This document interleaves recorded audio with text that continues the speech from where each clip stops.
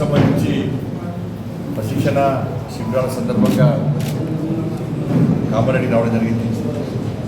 దాంతోపాటు మన బాన్స్వాడలో జరిగినటువంటి ఆ సంఘటన నేపథ్యంలో అనేక మంది ఆ సంఘటనతో సంబంధం లేనటువంటి హిందువులను అక్రమంగా అరెస్ట్ చేసినటువంటి విషయంలో ఆ కుటుంబ సభ్యులను కలవడం, వాస్తవాలు తెలుసుకోవడం, వాళ్ళకు ధైర్యం నింపడానికి ఈరోజు కామారెడ్డి రావడం జరిగింది. తెలంగాణ రాష్ట్రంలో శాంతి భద్రత సమస్య ఉత్పన్నమైంది.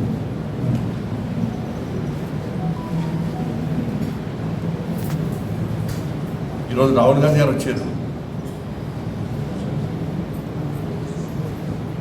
రాహుల్ గాంధీ గారు శిక్షణా శిబిరాల కోసం వచ్చాడు.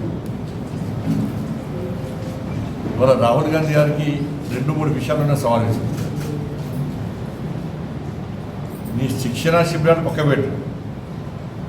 శిక్షణా శిబిరాలు దేనికోసం పెట్టుకున్నారు ఇవాళ కాంగ్రెస్ పార్టీ వాళ్ళు అంటే, మన సాక్షాత్తు రాష్ట్ర ముఖ్యమంత్రి అయిపోయాడు.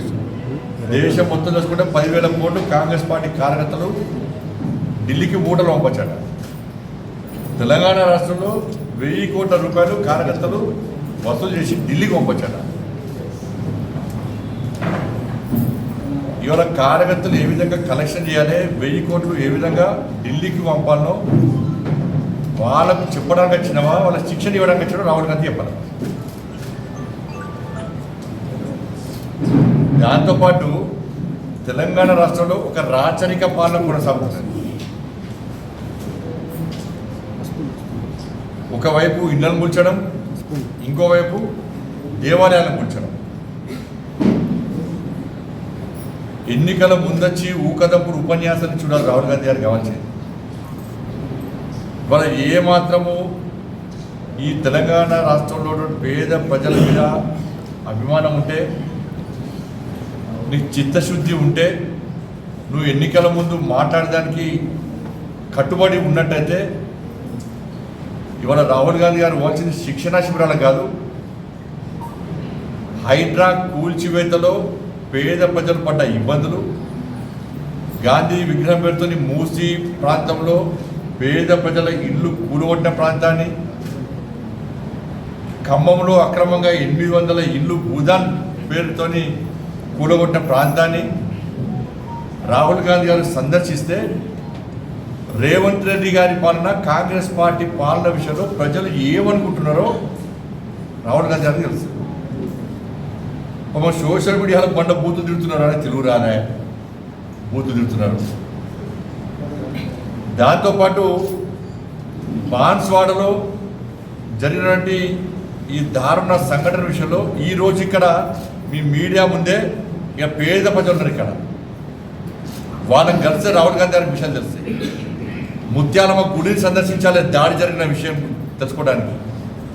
జూబ్లీస్ పెద్దమ్మ తల్లి గుడిని సందర్శించాలి, ఏ విధంగా దాడి జరిగిందని చెప్పండి.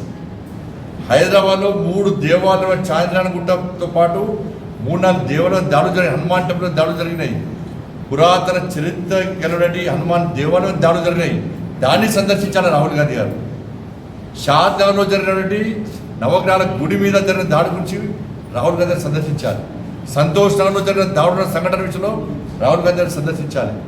ఈ తెలంగాణ రాష్ట్రంలో దేవాలయాల మీద జరుగుతున్న దాడుల గురించి, ఆ దాడులు జరిగిన సంఘటనల పరిస్థితి తెలుసుకోవడానికి వాటిని సందర్శిస్తే ఇవాళ తెలంగాణ ప్రజలు హర్షిస్తారన్న విషయాన్ని రాహుల్ గాంధీ గారు గుర్తుంచుకోవాలి. ఏం శిక్షణ ఇస్తారు మీరు? బాన్స్వాడల పేదలు శ్రీనివాస్ వాళ్ళ భార్యకు చెవులున్నబడే మాట్లాడరావు, పేద కుటుంబం, అసలు ఆ సంఘటనతో సంబంధమే లేదు. ఆయనకు ఏం జరిగిందో తెలియదు. అని వీడియోలో ఎక్కడ ఉండడని చెప్పి పట్టుకు అరెస్ట్ చేశారు. హనుమాన్లో అంటే తండ్రి లేడు, ఒక్కటే అమ్మ. వాళ్ళకి అమ్మకి ఆరోగ్యం ఖరాబ్ అయింది, బాగాలేదు. ఆయన సామాన్ తీసుకుపోవడానికి షాప్ వస్తే ఏం సంబంధం లేదు, ఈ సంఘటనతో సంబంధం లేదు. ఆయన బీజేపీ కార్యకర్త కాదు. అమాయకుని పట్టుకొని పోయి వాళ్ళు రిమాండ్ చేశారు.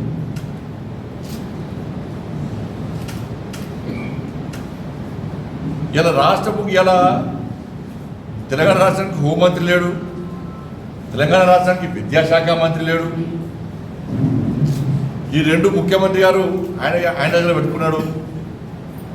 అలాగే సరైన సమాచారం వస్తుందా? వచ్చిన ముఖ్యమంత్రి గారు ఈ పేదోళ్ళని ఇబ్బంది పెట్టాలని చెప్పి ఆలోచిస్తుంటారు.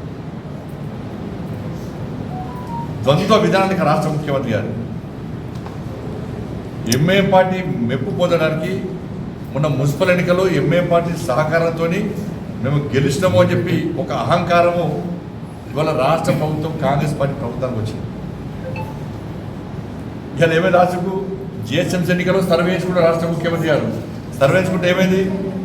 భాగ్యనగర్ మొత్తం కూడా జిహెచ్ఎంసీలో కాంగ్రెస్ ఎంఐఎం పార్టీ ఇద్దరు కలిసి ఉన్న విధానాన్ని ప్రజలు సహిస్తలేరు, దీన్ని వ్యతిరేకిస్తున్నారు. మొత్తం బీజేపీకి అనుకూలమైన వాతావరణం దాన్ని గ్రహించిన తర్వాత జిహెచ్ఎంసీ ఎన్నికలు పెట్టేదాన్ని రెడీగా పెట్టాడిగా మళ్ళీ ఏం చేసిన వల్ల డిప్యూటీ వచ్చి లెక్క ఇక మళ్ళీ ఏం చేస్తారు? ఏం జరగ అంటే అక్బరుద్దీన్ వచ్చి సినిమా తిప్పిస్తారు, తిప్పించుకుంటారు, ఆలోచించుకుంటారు. ఇంకా నటించడం నటనలో జీవించారు. అది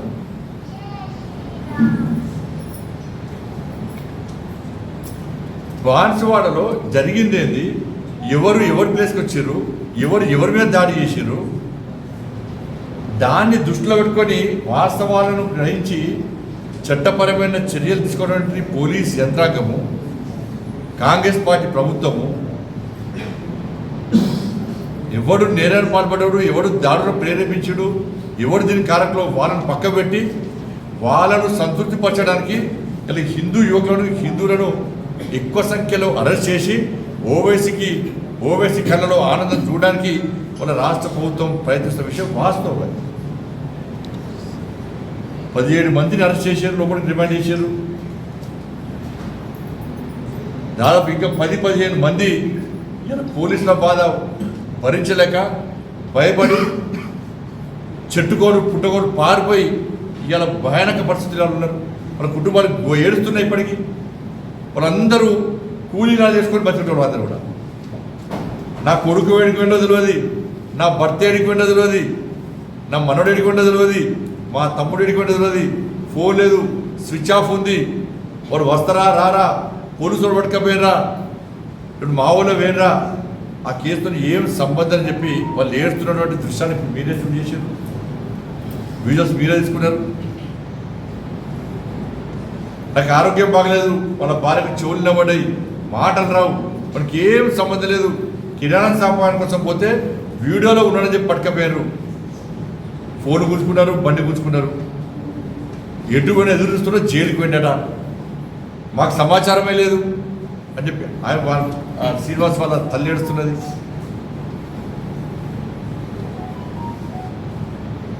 ఇది చూసినాక ముఖ్యమంత్రి రాష్ట్ర సాధన పొందుతాడు. దీని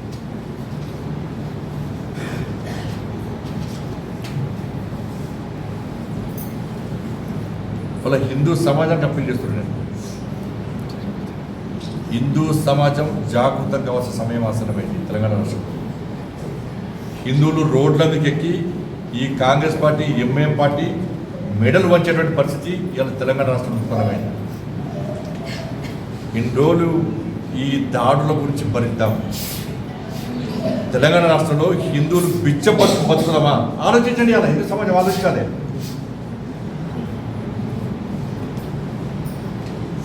దేవాలయం దేవుని మొక్కుడు కాదు, దేవుని మొక్కి సొంత కోరికలు తీరాలి, నా కష్టాలు పోవాలని చెప్పి మొక్కటోడు హిందూ కాదు. నేను మళ్ళీ చెప్తున్నా, అలా కామారెడ్డి వేదిక చెప్తున్నాను, బొట్టు పెట్టుకొని దేవుని మొక్కటోడు హిందూ కాదు. అటువంటి వ్యక్తులకు దేవుడు కరుణా కటాక్షాలు ఉన్నాయి. ఇలా ఏ దేవుని మొక్తామో, ఏ దేవుని కరుణా కటాక్షంతో మనం బతుకుతున్నామో ఆ దేవుల మీద దాడి జరిగినప్పుడు స్పందించినోడు హిందువే కాదు. ఇలా స్పందించాల్సిన సమయం వచ్చింది కాబట్టి నేను అప్పీల్ చేస్తున్నా. ముత్యాలమ్మ గుడి మీద దాడి చేస్తే సమాజం స్పందించేది, మళ్ళీ బజరంగ దళ్, హిందూ వాహిని, బీజేపీ. మా కార్యకర్తలు అరెస్ట్ చేశారు, జైలుకి పోయిన కార్యకర్తలు లాఠీ దెబ్బలు కొట్టిన పోలీసులు జైలుకి పోయినా మేము. పెద్దమ్మ గుడి దేవాలయం దాడి చేసింది కాంగ్రెస్ పార్టీ ప్రభుత్వం, కార్యకర్తలు జైలుకి పోయిన లాఠీ దెబ్బలు తిన్నారు, స్పందించింది మేమే. హిందూ సమాజం రాదు. బాన్స్వాడలో అమాయకులైన యువకులను అరెస్ట్ చేసి జైల్లో పెట్టిన కుటుంబాలు ఘోషిస్తున్నాయి, ఏడుతున్నారు. వాళ్ళు బయట ప్రపంచంతో సంబంధం లేదు. బాన్స్వాడ పోతా అంటే మా రాష్ట్ర అధ్యక్షుడితో పాటు అందరూ నాయకులను ఎవరు అరెస్ట్ చేస్తున్నారు. హిందూ సమాజం మాట్లాడేది.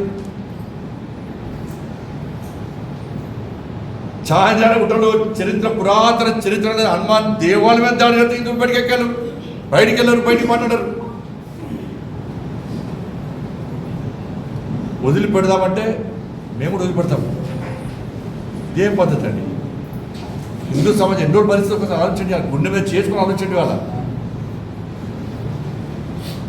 కాంగ్రెస్ పార్టీ ప్రభుత్వం తెలంగాణ రాష్ట్రంలో ఏర్పడ్డ తర్వాత 2 సంవత్సరాల్లో ఈ తెలంగాణ రాష్ట్రంలో అనేక దేవాలయాలను కూల్చిన విషయాన్ని ఒక్కసారి హిందూ సమాజం గుర్తించాను. నేను ఇంకో మతాన్ని వ్యతిరేకిస్తాను, నేను ఇంకో మసీదు కూర్చాలి, చర్చి కూర్చాలి అంటలేను. నేను హిందూగా నా దేవాలయం మీద జరిగిన దాడులను, నా హిందూ సమాజం మీద జరుగుతున్న దాడుల గురించి మాత్రమే ప్రస్తావిస్తున్నాను. నేను అనుకోవచ్చు హోమ్ మినిస్టర్ గిట్లా మాట్లాడాను, హోమ్ మినిస్టర్ అయినా కూడా నేను హిందూగా మాట్లాడుతున్నాను. ఇవాళ మేము ఇది మాట్లాడితే మమ్మల్ని మతతత్వ శక్తులు అంటారు.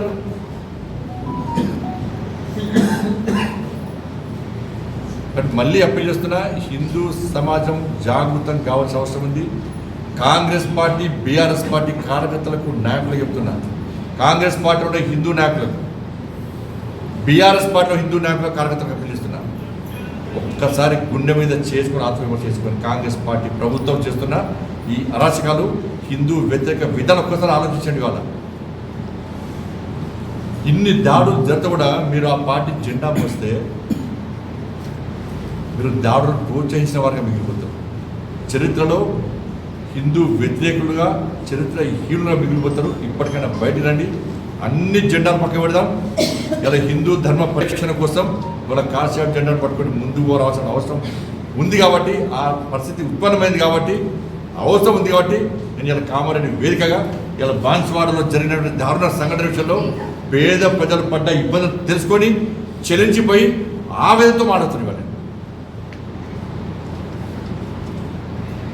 ఇంత ఘోరమా, ఇంత దుర్మార్గమా, ఇంత రాచకమా, ఇంత రాచరికమా?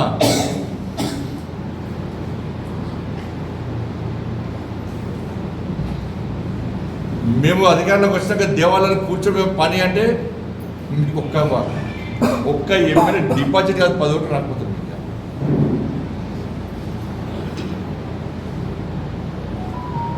ఒక హిందూ సమాజమే కాదు ఇవాళ ఇల్లు కూర్చోడం. ఇల్లు కూర్చోడం ఏది? నరేంద్ర మోడీ గారి ప్రభుత్వం ప్రధానమంత్రి ఆవాస్ యోజన కింద 4 కోట్ల ఇళ్ల నిర్మించింది దేశంలో పేద ప్రజల కోసం. ఒక శక్తివంతమైన భారతదేశాన్ని నిర్మిస్తున్నాం మేము. కానీ తెలంగాణ రాష్ట్రంలో కాంగ్రెస్ పార్టీ ప్రభుత్వం కూల్చివేత ప్రభుత్వం కూల్చేస్తున్నది.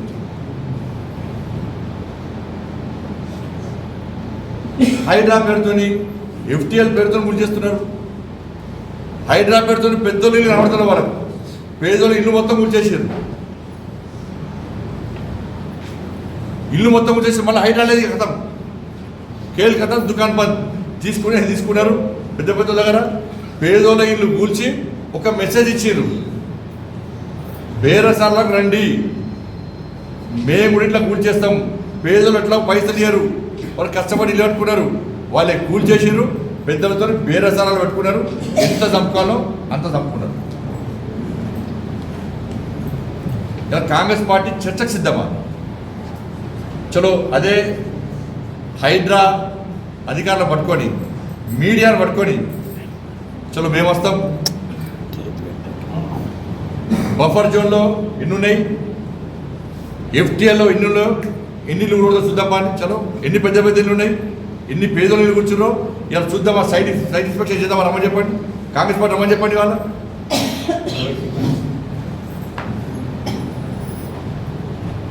మూసీ నదిలో మూసీ పేరుతోని గాంధీ విగ్రహం పెడతామని చెప్పి ఒక పేదోళ్ళ ఇల్లు కూల్చేస్తే సోషల్ మీడియాలో ఎంత ఏడుస్తున్నాడు. ఇక గాంధీ మహాత్ముడు ఆ రోజే కాంగ్రెస్ పార్టీ యొక్క మూర్ఖత్వం ఆ రోజు గ్రహించే స్వాతంత్రం వచ్చిన తర్వాత కాంగ్రెస్ పార్టీ రద్దు చేయాలని భావించారు. ఇలా గాంధీ ఆత్మకు శోభిస్తుంది కాదు, పేదల కోసం ఉంటాడు గాంధీ మహాత్ముడు. అటువంటి గాంధీ విగ్రహం పేరు చెప్పి తన పేదోళ్ళ ఇల్లు కూల్చేస్తే మేము గుజరాత్లో సర్దార్ పటేల్ విగ్రహం పెట్టినాం. ప్రపంచమంతా అబ్బురపరిచారు, ప్రశంసలు అందుకున్నాం. మేము సర్దార్ పటేల్ విగ్రహం పెట్టి ప్రశంసలు అందుకున్నాం. ఇలా కాంగ్రెస్ పార్టీ గాంధీ విగ్రహం పెట్టి అబాస్ పాలిస్తున్నది, ప్రజల శాపనార్థాలు ఎదుర్కొంటున్నది. ఏడుస్తున్నారు పేదలు. ఖమ్మంలో భూదాన్ భూముల పేరుతో 800 ఇల్లు కూల్చేసారు. 800 ఇల్లు కూల్చేసారు. మరి కూల్చేసేమన్నా కడతారా అంటే ఏం లేదు.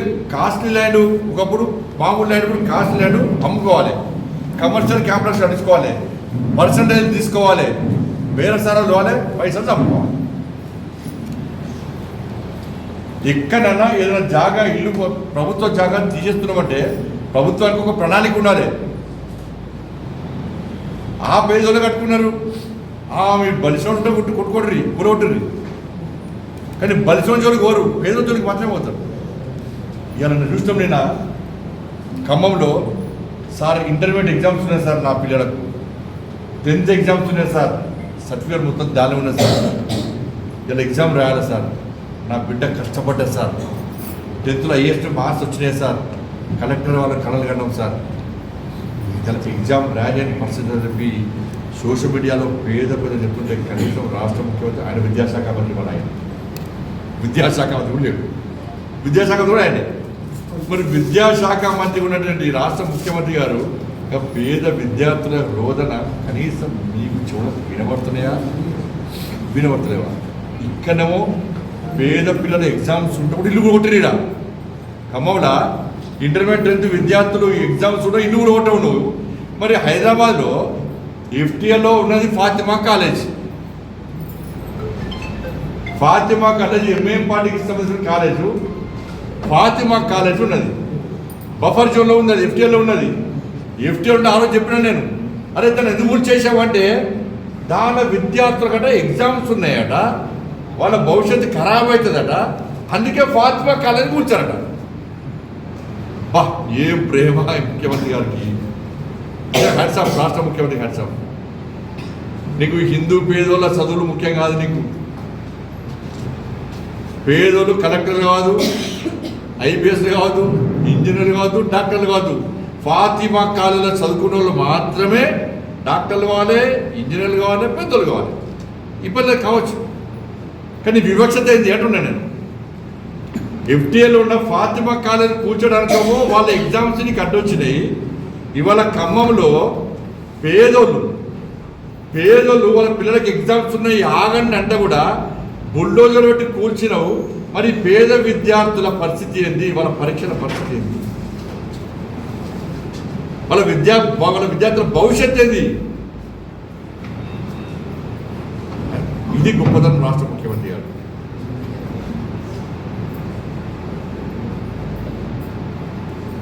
ఇది కూల్చివేత ప్రభుత్వం. ఏడమైన మన ముఖ్యమంత్రి గారికి ఒక ఎస్పీ ఉన్నది, మన కింది స్థాయి నివేదికలు వస్తున్నాయా, వస్తలేవా? అయినా కూడా రాష్ట్ర ప్రభుత్వం బరిదెగించి మాకు ప్రజా ఉపయోగం అవసరం లేదు, ప్రజలు తిట్టుకున్నా మాకు ఇబ్బంది లేదు, ప్రజలు వ్యతిరేకించినా మాకు ఇబ్బంది లేదు, కానీ మాకల్లా మేము పొట్టు పైసలు చంపాలి, మా ఆదాయం పెంచుకోవాలి, పేదోళ్ళ ఇల్లు కూర్చాలి, కాస్ట్లీ ల్యాండ్ అని అభివృద్ధి పేరుతోని ఆక్రమించుకోవాలి, మేము వ్యాపారాలు చేసుకోవాలి, జల్సాలు చేయాలి, పేదోళ్ళ బతుకులు మాకు అవసరం లేదు. ఇదే ఇంద్రమ్మ రాజ్యం. ఎమర్జెన్సీ రోజులు ఇక తలపిస్తుంది తెలంగాణ రాష్ట్రంలో. పేదోళ్ళ బతుకులన్నీ బిక్కుమని ప్రాణాలు అరచేతిలో పెట్టుకొని బతికే పరిస్థితి. ఎప్పుడు ఎవరు వస్తారు, ఇల్లు కూలుస్తారు. రాత్రి పేదలు అంటే వాళ్ళ కళ్ళ లోపల జేసీబీలు బుల్డోజర్ కనబడుతున్నాయి.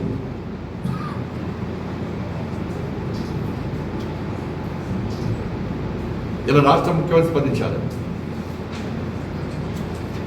మీరు పేదల జోలికి వస్తే నేను మళ్ళీ చెప్తున్నా, మీరు పేదల ఇళ్ళ జోలికి వస్తే అదే జేసీబీలు పట్టుకొని మేము దళాలు ఏర్పడుకొని పెద్దోళ్ళ ఇళ్ళ మీద మేము పోతాం. అయితే బఫర్ జోన్లు ఉన్నారో ఎఫ్టీఎల్ ఉన్నారో ఎవరైతే ఉన్నారో వాళ్ళ జోలికి మేము పోతున్నాం. ఇది శాంతి భద్రత సమస్య వస్తే మీకే నష్టం.